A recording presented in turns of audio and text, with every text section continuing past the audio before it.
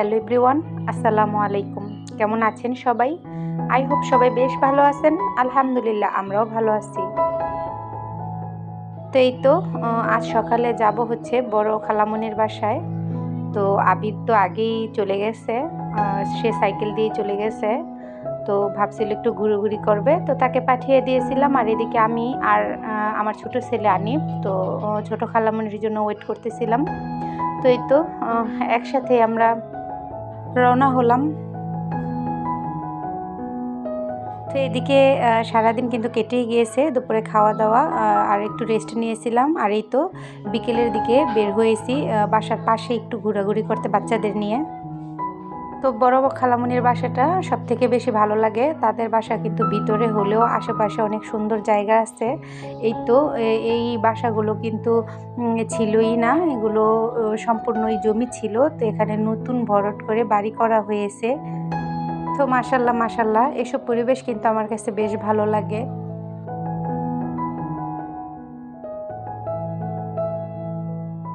এখানে মাত্র অল্প কিছু বাড়ি ছিল, তো সম্পূর্ণটাই তো ভরাট করে রাখা হয়েছে। আর এদিকে কাশফুল বাগান, আর এখানে প্রচুর শাক সবজি ফল এসবেরই বাগান ছিল।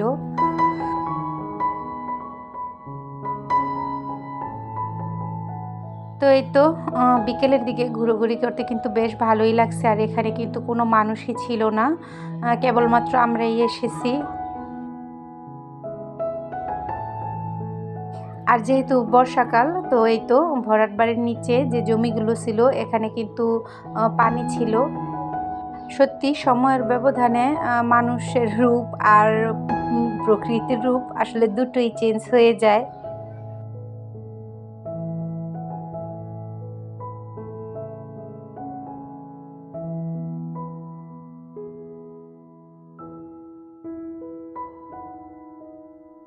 তো ভিডিওর এ পর্যায়ে এসে প্রতিবারের মতোই বলছি, যারা আমার ভিডিওটি দেখছেন কিন্তু এখন একটি লাইক করেননি, দয়া করে লাইক করে ভিডিওটি দেখে নেবেন। আর ভিডিওর কোনো অংশ যদি আপনাদের কাছে একটু ভালো লেগে থাকে তাহলে আমার চ্যানেলটিকে সাবস্ক্রাইব করে অল বাটনে ক্লিক করে দিবেন।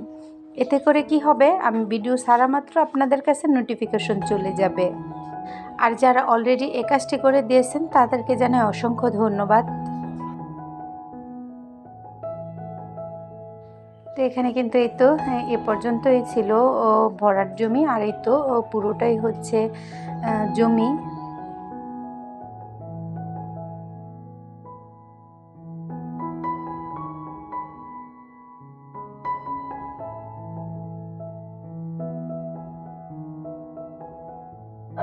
তবে আমার কাছে কিন্তু দূরে কোথাও জার্নি করে ঘুরতে যাওয়ার চাইতে আশেপাশে এমন সুন্দর পরিবেশে ঘোরাটা বেশ ভালো লাগে।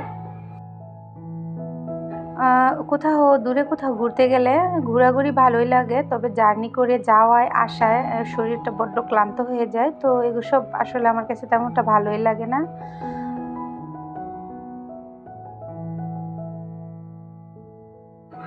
তো কিছু কিছু জায়গা আছে যেখানে গেলে মানে মানুষের মানসিক যে শান্তি আসলে ওইটা পাওয়া যায়।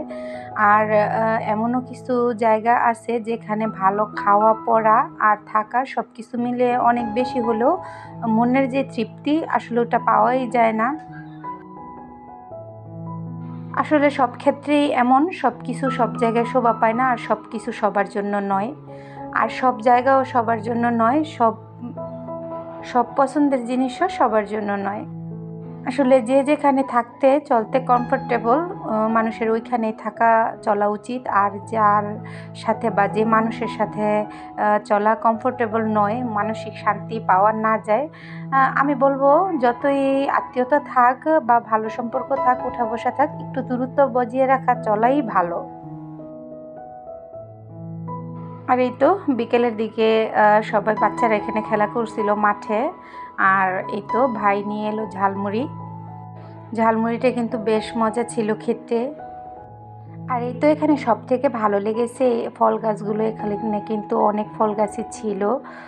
এটা হচ্ছে মালতা গাছ, তারপর ওই পাশে ছিল পেঁপে গাছ। মানে গাছের সব জায়গায় প্রচণ্ড পেঁপেতে ভর্তি ছিল গাছগুলা। আর আসলে বলে দিচ্ছি আমার ভিডিওগুলো জানি না কেমন একটা মানে অন্যরকম হয়ে গেছে। তো কেউ যদি বিরক্ত বোধ করেন অবশ্যই এটা ক্ষমার দৃষ্টিতে দেখবেন।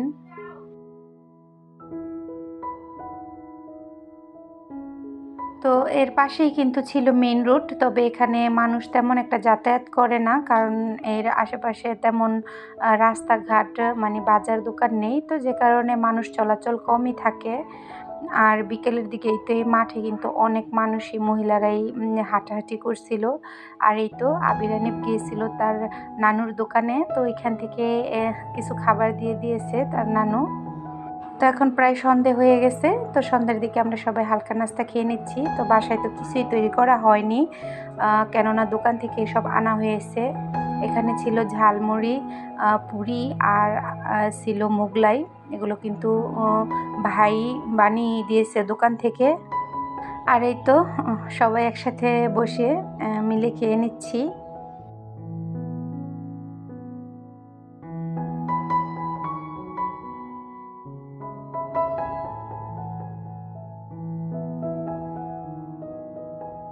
তো আলহামদুলিল্লাহ হয়তোবা এই সময়টা থাকবে না কিন্তু যেহেতু ইউটিউবিং করি তো এখানে কিন্তু আর যাই হোক এই ভিডিওগুলো স্মৃতি হিসাবে থেকেই যাবে।